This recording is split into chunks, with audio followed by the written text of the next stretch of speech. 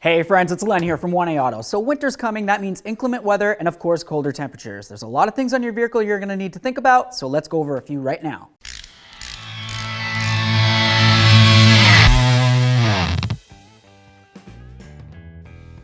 Alright, now the first thing that we're going to do is get underneath the hood and we're going to start by checking all of our fluids. Go ahead and start on the driver's side. Typically you're going to find your master cylinder and that's going to have your brake fluid in it.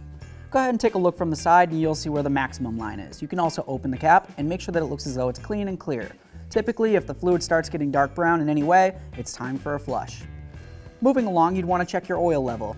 There's going to be a little oil dipstick and generally it'll say engine oil right on it. Go ahead and pull that out, wipe it down, inspect the color of the oil, and then of course put it back in, pull it back out, and check the level. Make sure that the level's in between the high and the low mark, and also make sure that the color looks good. If you're behind on your maintenance, well, it really only makes sense to get it done ASAP. Obviously, you're going to want to check your automatic transmission fluid. Essentially, when you're checking your fluid level, you want the engine to be hot and on a level surface while the vehicle's running. Go ahead and pull out that dipstick. You want the fluid to be in between the two hatches where it says in the hot range. If it looks as though it's too high, well then you need to get a little bit out of there. If it's too low, go ahead and add a little bit. And of course, for transmission fluid, it's important to make sure that you go with only the manufacturer's specified type of fluid. If you don't, you could potentially mess up your transmission. Moving along talking about fluids, we might as well move along to the coolant. You want to only open your radiator if the fluid's cool. If it's hot to the touch, definitely don't open it. As you open it away from your face and inspect the cap itself. If you see any coolant crusties that look like they're coming around the metal area, that means that your cap's been venting, especially if you see it up along the top. Another thing that you want to pay attention to is down inside the radiator. You want to look to see if it looks like there's any funny colors or debris or anything that shouldn't be inside there. Go ahead and inspect that coolant, make sure that it's the color that it's supposed to be for your particular type of vehicle.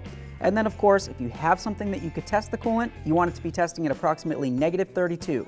That's the freeze point, and if it's not at that point, you could potentially have your coolant freezing up inside your engine in inclement weather. Once you're sure that the radiator's full, go ahead and check your overflow. You want to make sure that that's full as well. You just want it to be up inside the hatch lines here, but not all the way up to the top of the actual container itself. Of course, we're going to want to check and top off our washer fluid. Go ahead and open up the reservoir, take a peek inside, see what color it is. If it's a little bit low, you definitely want to add to it. Washer fluid is going to be very important for your vision as you're driving down the road. In inclement weather, there could be kick-up of slush or even salt, and that's going to cause an issue for vision. If you can't wash it down because you don't have washer fluid, you're going to be in big trouble. Time to look at that battery. Go ahead and look at both terminals. If you see any funny colors or even fuzzies growing off of it, well, that tells you that there's corrosion, and that needs to be taken care of because it will put a draw on your battery.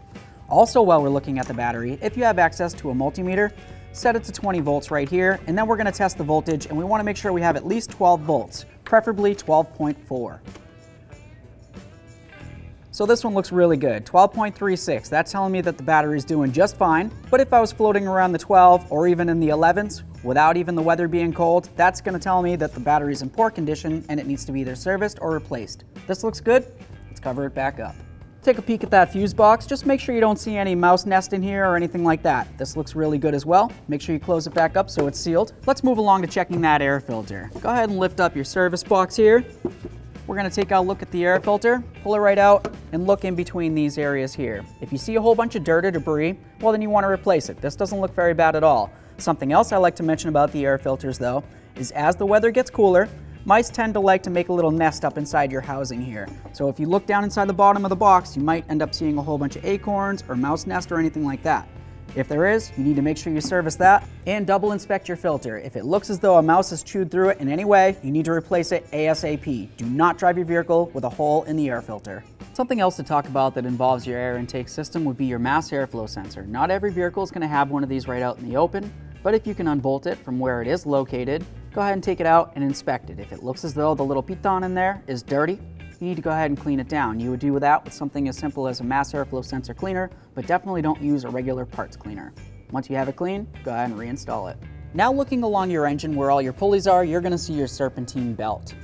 You want to inspect that. Make sure you don't see any tears in it and give it a little spin. If you look at those ribs and you can see a whole bunch of cracks, it only makes sense to go ahead and replace the belt before winter. Go ahead and give it a nice little tug like this, and that's going to be checking the tensioner. If you can't pull your belt and the tensioner is not moving, then that means that your tensioner is frozen, and that's definitely going to be an issue. Of course, it's going to be a good idea to spray down your hood latch with some penetrant/lubricant. We want to make sure that that's going to be nice and free throughout the winter. And of course, make your way to each of your doors and spray down those hinges and the latches themselves as well. Obviously, we want to check all of our lights, make sure everything works as it should. And then while we're inside the passenger compartment, let's also check those wiper blades and the washer squirters. And since we're inside the vehicle, let's also make sure our blower motor works on all speeds, especially high, of course. We're going to be spending a lot more time inside the vehicle with the windows up in the wintertime, so you want to make sure this functions fully as it should, and you also want to make sure that your cabin air filter is clean, assuming you have one. Of course, with inclement weather, we want to make sure our four-wheel drive works as it should. Outside of the vehicle, we're obviously going to want to take a look at our tires. You want to make sure that you have plenty of tread depth. If you have one of these tools, go ahead and stick it in there and make sure you're doing all right. If you're down at 2 or 3 30-seconds on your tread, you really don't have enough meat for the winter time. Make sure that the tires aren't actually chopping in any way. Of course, we're going to want to check our tire pressure. That can be done right here on the valve stem. And if you need to know what it's supposed to be, check on the inside of your driver's side door.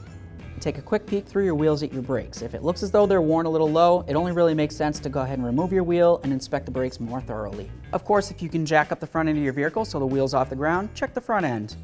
Grab your wheel, grab it at 6 and 12, shake it up and down. Go side to side like this, give it a little shake. If you feel any movement in either direction, you need to check that out. Also give it a little spin, listen for any funny noises.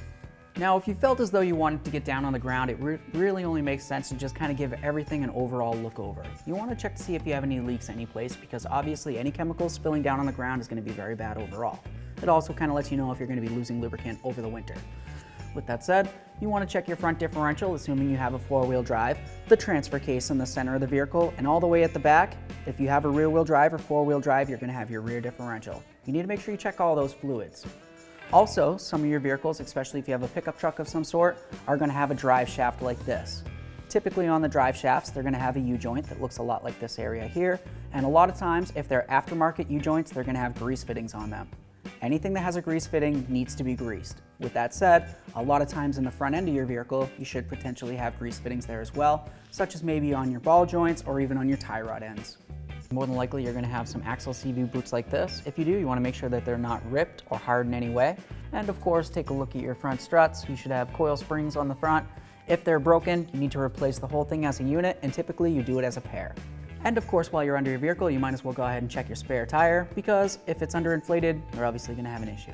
Okay friends, so that's pretty much what I've got for you on things that I would look over for if it was getting to be winter time. With that said, every vehicle is pretty much going to have its own things going on. Maybe it's just two-wheel drive, or maybe it's four-wheel drive. Maybe things are in different locations as well. Keeping that in mind, just kind of stick to the basics. Make sure you check all your fluids, check those tires, check your brakes if you got access to them, and if you can get underneath the vehicle to take a peek under there, hey, why not? I hope you liked the video, and I hope you learned a little something along the way. Maybe you got something to say. If you do, leave it in the comment section below, because I always love to hear from you. Smash on the like button, and of course, ring the bell and subscribe so you can be kept up with all of our latest content. Thanks.